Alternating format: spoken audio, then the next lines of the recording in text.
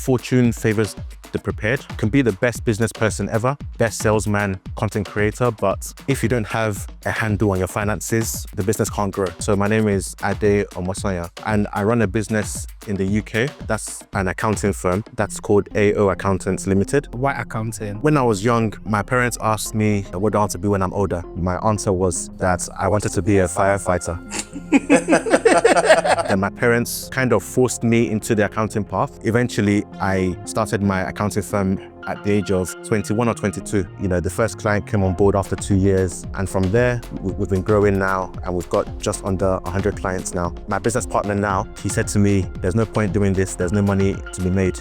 And that kind of fueled me. I wanted to prove him wrong. But then fast forward to 2022, at that point, it was £120,000 a year in revenues. Initially, we took everybody on board and we were working with various industries. Then as time went on, we realized that actually we prefer to work with creatives. We understand that no 2 days in business are the same for creatives. It requires a lot of pivoting. Why real estate in Nigeria? Having developed a successful business in the UK, I thought I would like to implement something similar in Nigeria. The best way I thought of doing that is by having a real estate company. And in our first year, we sold about 44 million worth of land, which for the first year is amazing, because in the first year of most businesses, you don't really make any money. Outfit of the day. So today I'm wearing a jacket from 1219 Styles, a relaxed or oversized trouser from 1219 Styles as well. It's a beige trouser. The idea is to have the beige match with the lighter beige, which is the base of the jacket, and the blue as well to match with the blue details on the jacket. And so with that, I have my outfit of the day. You can check out for the jacket on 1219styles.co.uk. And so, yes, with that, we have the outfit of the day, and let's get into the conversation. This episode is brought to you by 1219 Styles. For quality bespoke suits crafted to perfection, all from the comfort of your home. Schedule a virtual measurement today at www.1219styles.co.uk. Welcome to another episode of Trades and Profits with Michael Okunloro. My name is Michael Okunloro. Some people call me King of Style. Some others call me Exclusive Mike. But today, I am Michael Okunloro, and this is Trades and Profits, a podcast where creativity and profitability connect together. So, and today's conversation is the intersection between creativity and you sorting your finances right.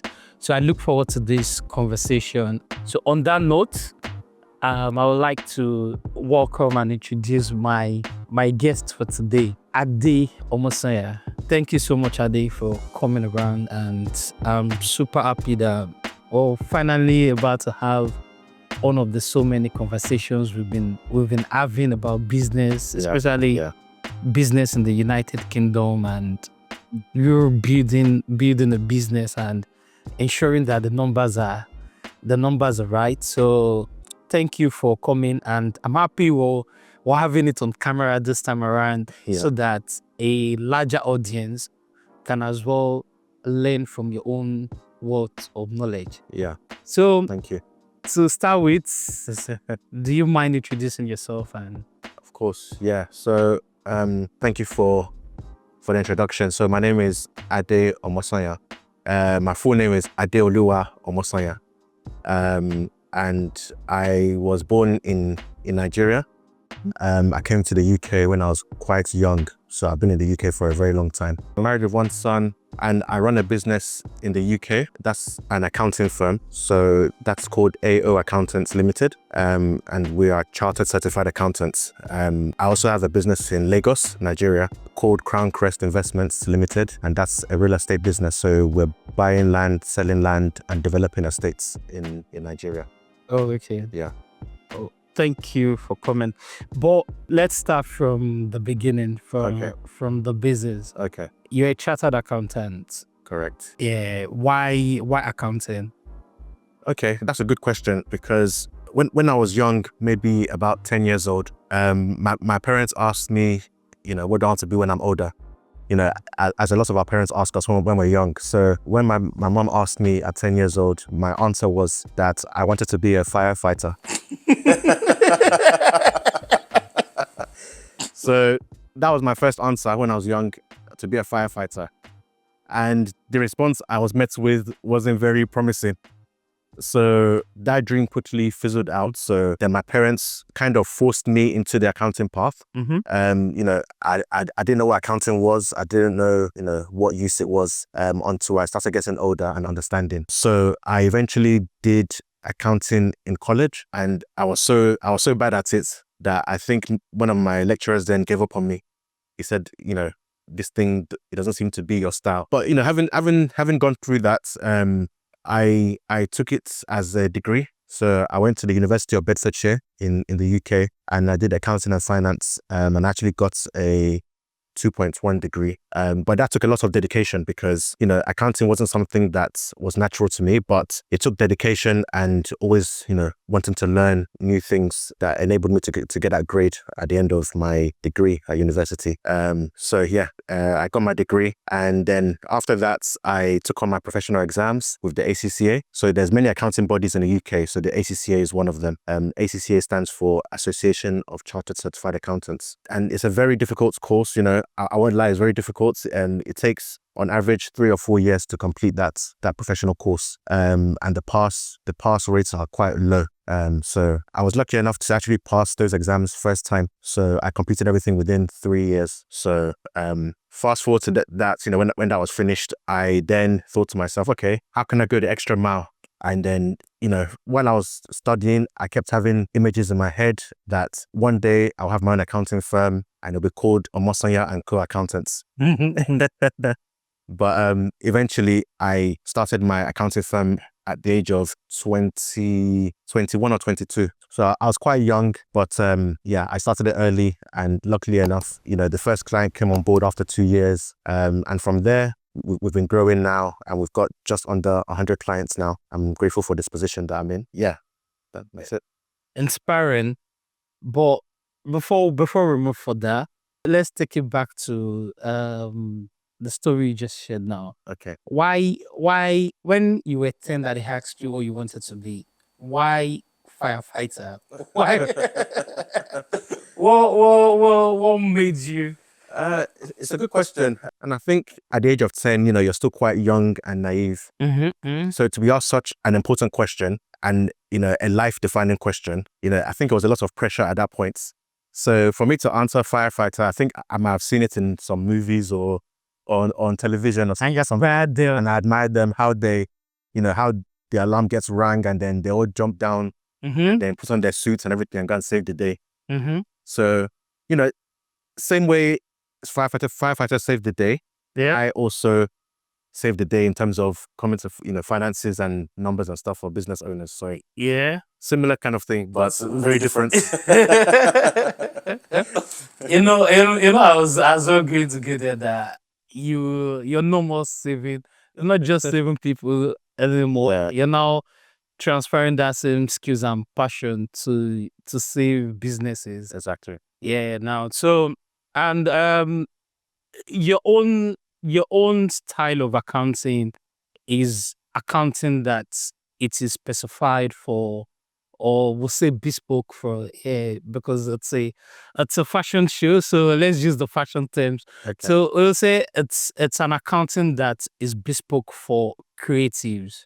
What informed that decision? Why did you decide to say, okay, you know what, out of every other type of businesses, it is the creatives I want to focus on? Okay. Yeah, that's a good question. So when I started the accounting firm back in 2016, it was all very new to me. So at that point, we were taking on any client. So any client that came on board, we'll take them on. So for example, we had construction clients. We had clients who were estate agents. We had clients who were marketing agencies, who were advertising agencies. So initially, we took everybody on board and we were working with various industries. Then as time went on and as we started to become more polished in our service offering, we realized that actually we prefer to work with creatives. And the reason why we prefer to work with creatives is because, we understand that no 2 days in business are the same for creatives. It requires a lot of pivoting and a lot of, sudden changes, if you like. Whereas other industries like construction, for example, is very, very standard every single day. So I made that decision maybe 3 or 4 years into the business that we want to niche into creatives. So one by one, we started offloading clients who went in the creative sector. And actually, when we rebranded to cater to the creative industry, we noticed that we actually started getting more clients in the creative industry. So as we're losing clients in other industries, people actually wanted to work with us more because we're tailored to creatives. Mm-hmm. So actually, maybe, for example, if we had got rid of 10 clients who went creative, in turn, over the years, we got maybe 20 or 30 extra clients that were in the creative business. So you can see the transition from being a jack of all trades to specifically focusing on the creative industry. So, yeah. And how has that played out in the long run, in the long term for the business? So how that has played out has been positive because, as I said earlier, we have just under 100 clients now. And the majority of them, maybe 90% of them, are the creative industry. So people that are doing film production, marketing agencies, advertising agencies, game studios, photography clients and stuff like that. So it's played out positive in the sense that, we enjoy working with these kind of people, and a lot of people who are creative have a lot of questions. And we understand that. So part of our offering is that we have a dedicated WhatsApp line for creatives and our clients where they can send us a WhatsApp message at any time of the day, and we'll get back to them that same day. Because we understand, creatives, there's always a lot on their minds. So they're always thinking about different kind of things. So we want to be there as their finance and accounting partner to be able to answer the questions. So because on this podcast, our own audience as well are people in that creative space, most especially like the dreamers who have like lofty big dreams like yourself, who has this big imagination on how they want to bring their dreams to life. And so you said, from your own story, you said you started in 2016. Correct, yeah. And it took you 2 years to get your first customer. What was it like from that 2016? I assume the first customer came in 2018. What was it like that first 2 years when you didn't have any customer? Okay, so the first 2 years without a customer, so I was working in a junior accounting role. Okay. So, I still made sure I had income coming in every month while I was trying to build my side hustle. So that 2016, although the business wasn't making any money, I was ensuring that I myself personally, I was okay financially. So between 2016 and 2018, that period for me was to ensure the foundation was solid. So what I mean by that is ensuring that I set myself up as a legal entity. So registering the limited company, ensuring and following all the compliance in the UK. So for example, having a separate business account, having accounting software. And luckily enough, because I'm an accountant, I didn't have to go elsewhere and look for those services. So I saved quite a lot of money there. So between 2016 and 2018, it was all about marketing myself, marketing my services, and trying to bring in our first clients. But what I noticed looking back now is, fortune favors the prepared. So you have to almost be prepared before you attract opportunities. So being prepared meant to me that we had our branding in check, we had our websites live, we had our company emails all set up, so that when the first client did eventually come, we were able to take that opportunity. And it was funny because during that 2-year period while I was working, on my lunch break, I will be designing the company logo. I'll be writing the copyright for the website. So I was doing quite a lot of things at the same time as I was working. But because I was so fueled by the passion of owning my own business and the dream, there was no such thing as being tired for me. It was all putting in that work for a better future for myself. And during that 2 years, so at some points I felt, is this really worth it? And it's funny because my business partner now, I was actually working with him in that same job while I was setting the business up. And he said to me, and I'll never forget this comment, he said to me, there's no point doing this, there's no money to be made. And that kind of fueled me in the sense that I wanted to prove him wrong. So I said, okay, don't worry. And I just kept on building the business. And eventually the first client came along, and the same guy who told me that there's no point in me starting a business, he's now a 49% shareholder in the business. And I'm a 51% shareholder. So I gifted him those shares as a friend. And he's been helping me build the business since then. So yeah. How did you come about the first customer? So the first customer came, let me think back then, that was 2018.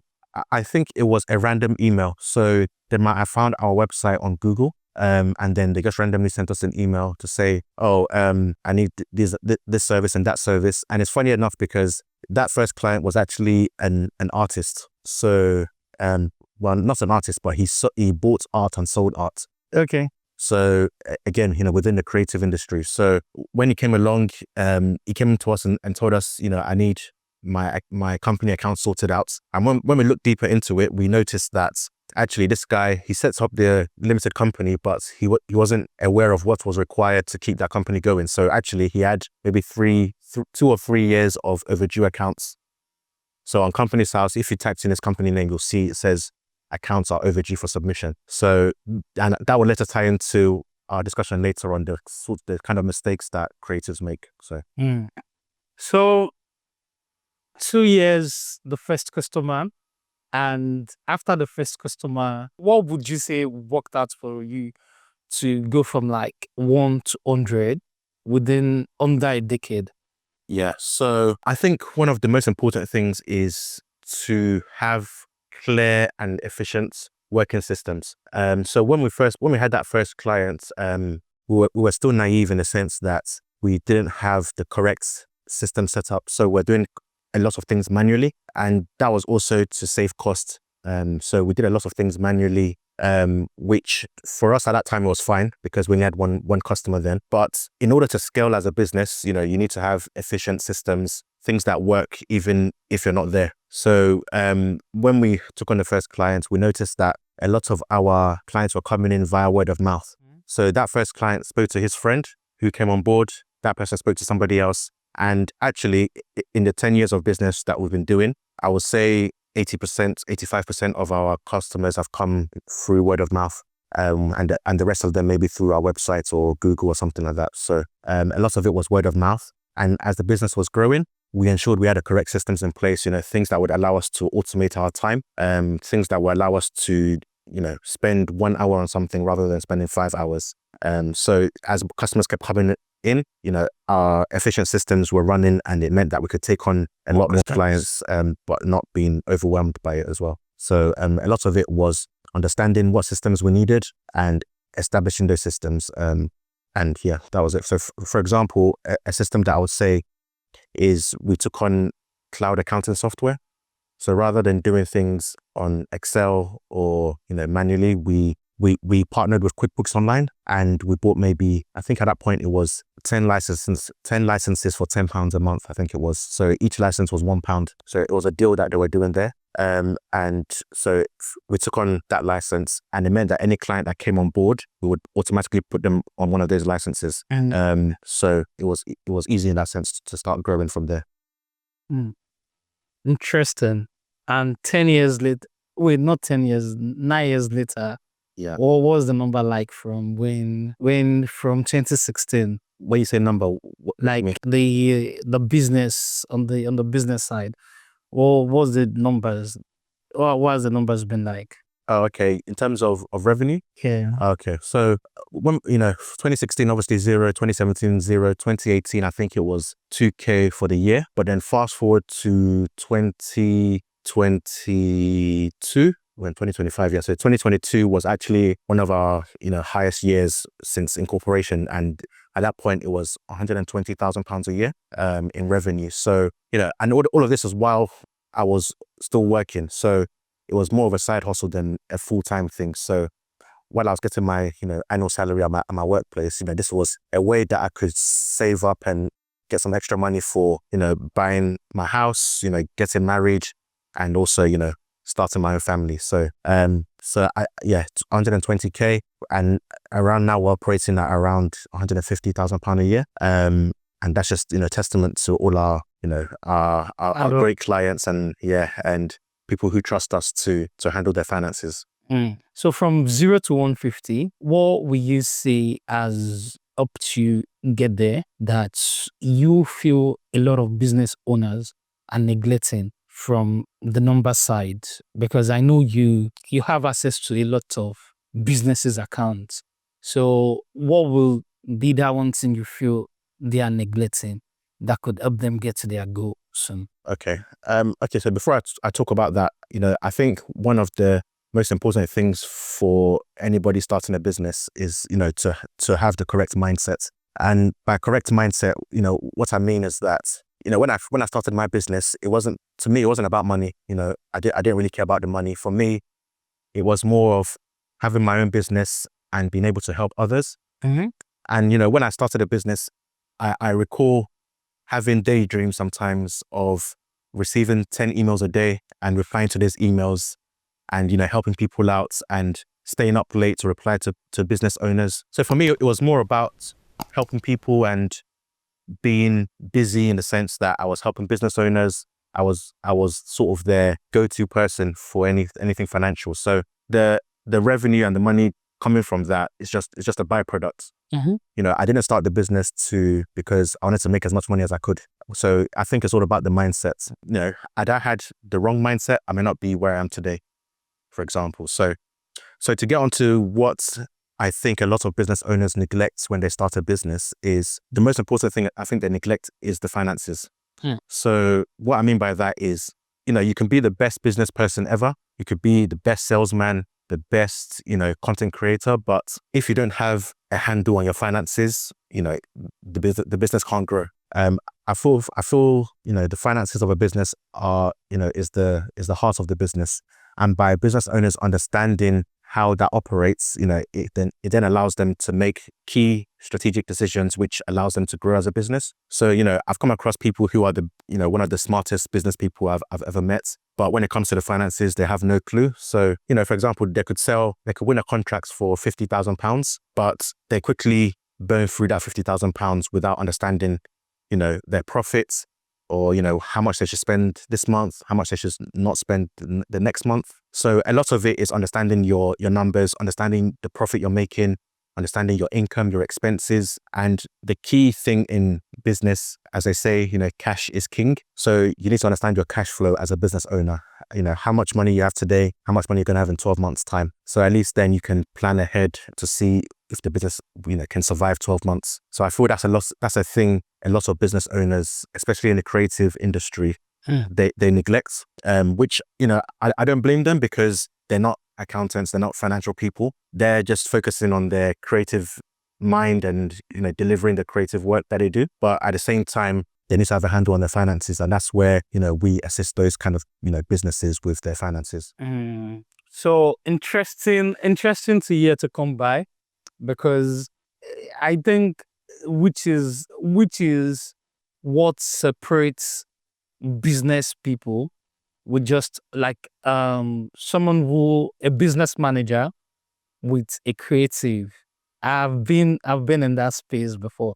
In short, for the longest time, I've been in that old handed hab.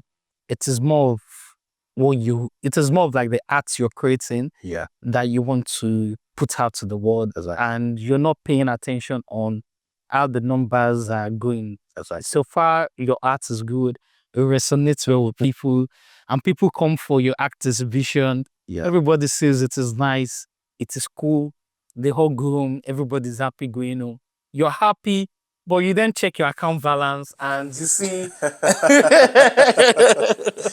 your account balance and the happiness you've given to people, they are not on the same equilibrium. Yeah. And you see the people who had come for your own art exhibition that you showcased to, they're probably in that Tesla going, and you're waiting for the yellow cab or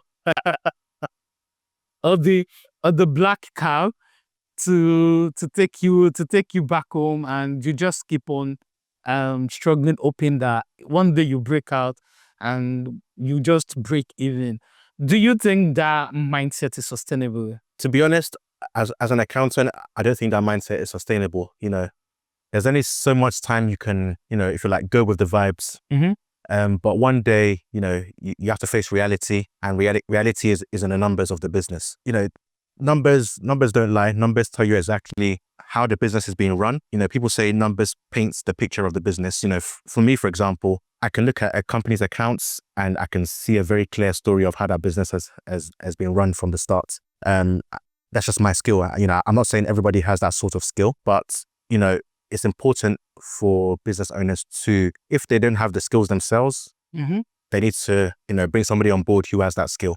Because there's only so long you can go with the flow, but eventually every business will run out of cash if they don't keep on top of their numbers. If they don't understand their cash flow, eventually they will run out of money, and that means there's no more business. So you can be very good in what you do, but if you don't have any understanding of the numbers of the business, then you're setting yourself up for failure, really.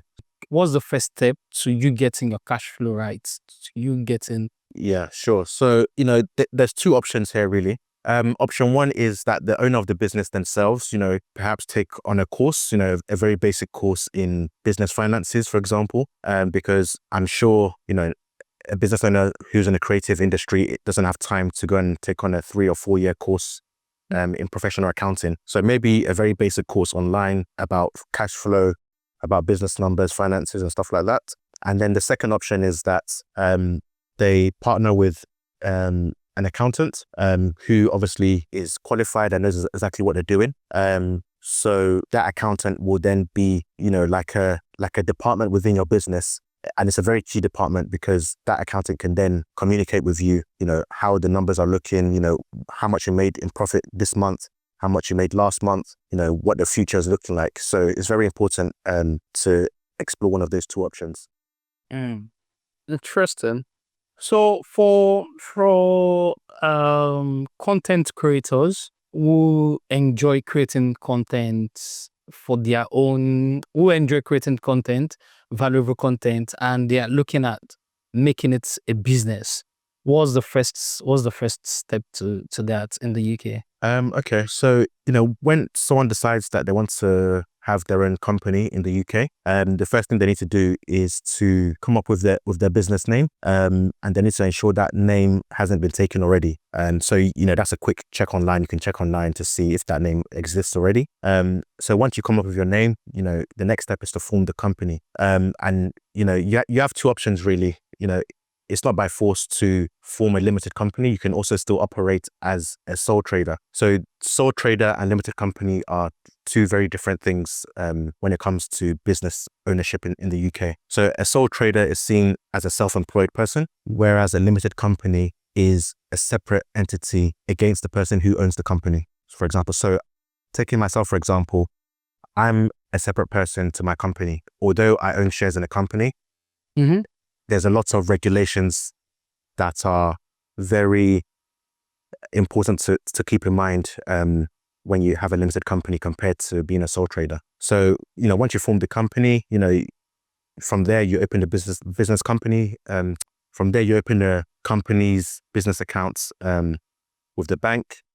And usually banks won't let you open an account until you have a unique taxpayer reference number. So that number is like your corporation tax reference number. They also want to know your company registration number to prove that you've got the limited company set up already. And then once you have your company set up, you've got the bank account set up, the third thing would be to establish an accounting software. And the good thing with accounting software these days is that you can link your business bank account to that software. So then your transactions come through automatically into the software. And then your accountant can, do the necessary bookkeeping and stuff like that, which at the end of the business year, you can then file your accounts and corporation tax returns.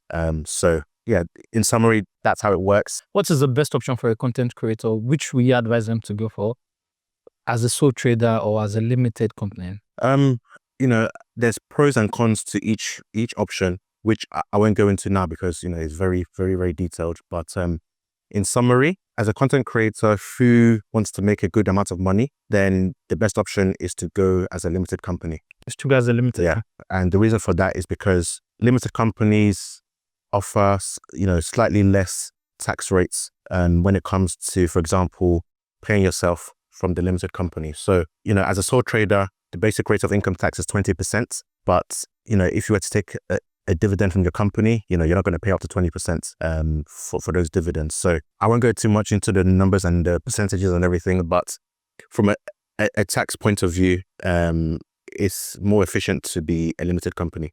Okay. So, and if you need better explanation or you want to get more clarity on that, they can check your blog where you write about. Yes, exactly. So, we've got a website, ao-accountants.co.uk. People can go on there. We've got blogs on there that answer some basic questions, and they can get in touch if they want a free consultation. We offer a 30 minutes free consultation. Mm-hmm. So within that 30 minutes, you can ask any questions you like and get some clarity on perhaps starting a business. So okay. So why real estate in Nigeria? Okay, so why real estate in Nigeria? So as I mentioned at the beginning, I was born in Nigeria. So although I'm based in the UK, I do travel back to Nigeria, maybe once or twice a year. And although my head is in the UK, my heart will always be in Nigeria. Having been born there and raised there, for my early years, anyways. So why real estate in Nigeria? Having developed a successful business in the UK, I thought I would like to implement something similar in Nigeria. So the best way I thought of doing that is by having a real estate company, because in real estate you don't really lose money in the sense that assets don't depreciate. Especially real estate doesn't depreciate in value. So I thought it was a very good business idea to start a real estate business, because you can buy land today for 500k naira, and in 2 years' time you can sell it for times 4 of that amount. So it came across to me as a very good business idea. So that's why I went into real estate, and I have some connections in Nigeria who have worked in real estate for 25 years. And so I didn't just rush into it. I had several consultations with them, several meetings to understand what I was getting myself into and how best to approach it as a business in Nigeria. So, it's been going well. We're just over 1 year old now in Nigeria, and Crown Crest Investments Limited. So we're just over 1 year, and in our first year we sold about 44 million worth of land, which for the first year is amazing, because in the first year of most businesses, you don't really make any money. So to do 44 million naira in the first year, that was actually very good. So hopefully that continues in the current year as well. So what's the landscape like between doing business in Nigeria and the UK?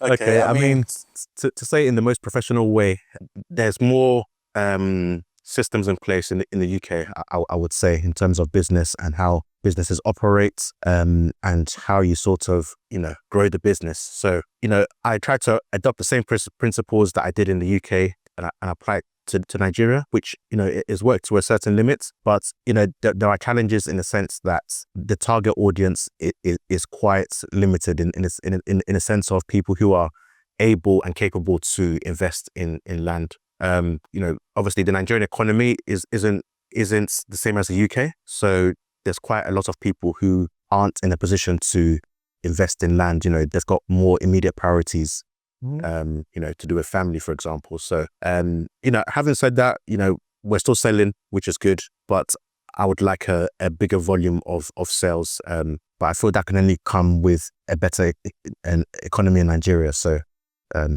that's the biggest challenge. So what's the future like for Crown Investment? Well, what should you expect?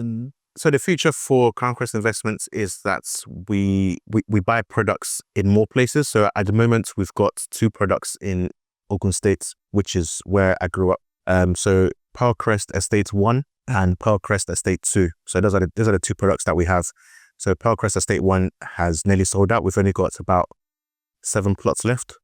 So we've just recently bought Pearl Crest Estate 2 directly from the family who own the land. So at the moment, it's about packaging that and marketing it, and we made a sale this week actually for phase 2. So it's just about buying more land in different areas and strengthening the company's finances and really establishing ourselves as a household name. We would like to bring on influencers eventually to market our company, market our products, have a brand ambassador as well.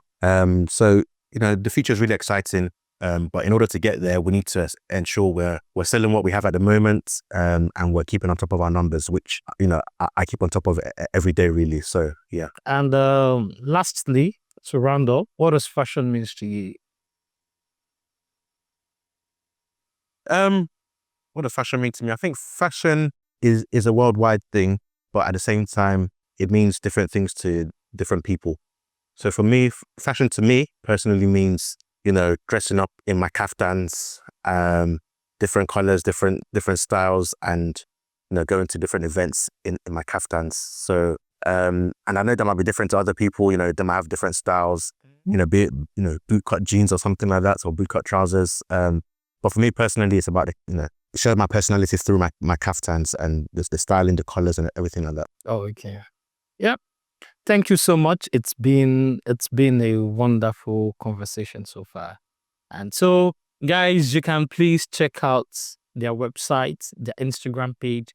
Link to it is below. So, Ade Omosanya, right? That's right.